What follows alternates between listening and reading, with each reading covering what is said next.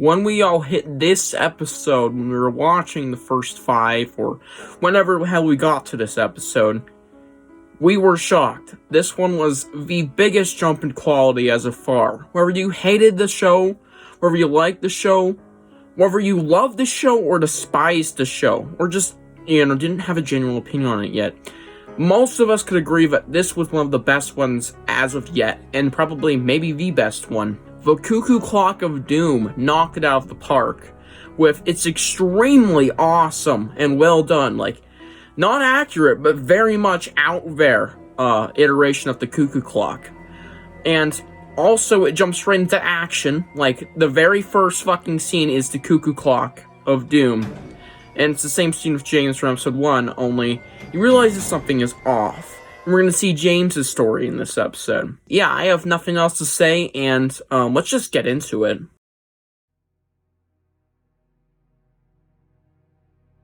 So what happens in this episode? Well, we start off with James hitting his head on the clock like he did in episode 1. This is when Isaiah scared him with the camera, and all the other girls. By doing that, he activates a time warp. Similar to the book, of course, the Cuckoo Clock of Doom messes with time. Only you're not going backwards, you're looping. And whilst you loop, it creates dupes, but we find that out in a bit. So James realizes something's wrong when he tries to leave the house after the party, after flirting with the guy he really likes from, I think, his Spanish class. And, as soon as he leaves the property, he gets warped back to where he hit his head on the clock. And then he realizes immediately, okay, I'm in a time warp. And then we cut to the intro, yada yada. So he uses this to his advantage to hit on the guy he likes. Kind of a fucking evil move. He slowly, resets every time he learns something new about him, like his favorite football team, what happened recently, the history of him, just so we can, catch on and get him to be a boyfriend, and presumably they fuck. I'm serious. They leave the house and they go somewhere, and I'm going to bet they fucking fucked. So, James is probably not a virgin anymore. Moving on to the next day, I'm not going to mention much of the side plots, but there are very little of that, actually, in this episode, which I'm a big fan of. We see James in his house, and it's the morning, he's making Pop-Tarts. When he goes to grab the milk, waiting for him, but behind the fridge is James. You heard that right. James is waiting for James. And the sexy cat costume he's wearing the night before, because it was Halloween, I forgot to mention that. Unless you watched the show, of course you'd know. And, he's in the sexy cat costume. But not only are there one, there are multiple Jameses hiding in the big family room of the house. I mean, there's 2 people in the house, I don't really know. So a whole bunch of them just walk out of nowhere, out of rooms, behind doors, behind couches. They reveal themselves. James is dumbfounded, and they explain to him why they exist, because every time you loop the clock, every time you left the property, it cloned him, and made an alternate timeline that then merged when he deactivated the clock beforehand, and that's how we got home the night before, and how he had fucked the guy.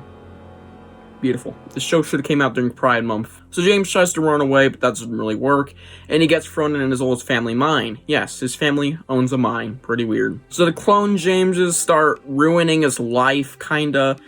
They make him break up, they reveal secrets that weren't supposed to be revealed, they start rumors, gossip, all with a Billie Eilish song in the background. I think it's called Bad Guy. Pretty W, I like that song. Eventually, a Pacific Isabella catches on to what's going on, that James is not right, because in the last episode, James exploded.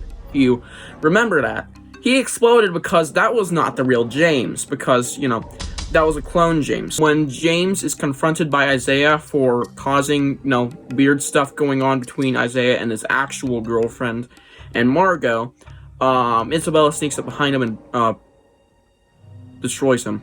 She bats him on the head with a baseball bat, and he just obliterates into yellow goop that reportedly smells like watermelon Jolly Ranchers. Very, very notable fact. I think we should all add that to the wiki. They realize what's going on, and they follow a clone James when he's going back to the mines. Only, the clone James leads them into a trap. And then a minecart gets activated. I don't know how they have power, but they do. And the minecart comes running at them. The path is blocked by more Jameses. They have to run down a different path, and then they run into more Jameses. I know, it's crazy. Apparently, there's 9 of them, according to a TikTok the actor made. And, I don't know, there seems to be like a million of them in this episode. Yeah, these Jameses, there's 2 of them, and they're both claiming to be the real James. It's literally the ending of Sail the Basement. So, which one's the real James? Well, it turns out none of them are. And, Isaiah gets captured and thrown into the pit with James, while the other 2 girls, Margot and Isabella, are running around. So, pretty cool, I guess. Isaiah and James kind of have a little argument about how he was not able to figure out that James was trapped in a hole for a week, and that he thought the clones were him for a week, and how how the water down there was very cancerous. Kind of like the bird from Night of the Squawker shit in it. You know, Squawker himself just made a video about that. You should go check it out right now. Self-promotion! They get busted out. And meanwhile, this whole time, the real James is trying to get out of the pit, but I didn't really mention that because it's a stupid detail that nobody really fucking cares about anyway, so why am I fucking talking about? Anyways, James, Isabella, Margot, and Isaiah, they all run, and Isabella and Margot get out, but James and Isaiah are then kind of cornered again by more Jameses, and they end up in this giant, large room with all the Jameses in front of them, the remaining Jameses. And this is probably the best scene in the episode, where they have to fight all the Jameses. Of course, they have an advantage because they're weak, but there are more Jameses, so they have to bash them to heads. So James picks up a piece of wood. Isaiah just kind of does stuff since his arm is broken. They win pretty easily. The Jameses act confident until there's only one of them, then they just cower. It's pretty cool. And apparently there's another James somewhere, because there's another James that we find in episode 7. Yeah, so they didn't kill them all, but they got pretty damn close. They killed 8 of them, since there were apparently 9, according to a TikTok. I'd also like to quickly add that this scene was in the episode where Nathan Bratt dances to a very fantastic song. 10 out of 10. This scene was great, and the scene coming after was also pretty damn good. Adding on to what I'm about to say in a minute, about how every scene in this episode was good, at least good. So yeah, very awesome scene. I really enjoyed this one. And, it really deserves to get mentioned in this video. I'm surprised I forgot about it. So everything is happily ever after. James is eating pancakes at Nora's shop.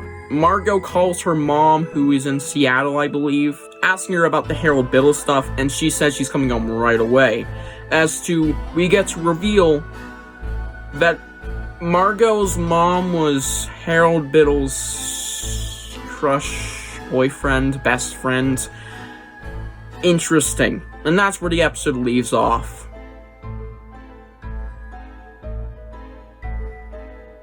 What did I think about this episode? Well, I thought it was fantastic. I really like this iteration of the Cuckoo Clock of Doom. It is wildly different. It can clone you if, deactivate it after doing multiple time loops, because it creates multiple timelines. It's a very, very powerful clock.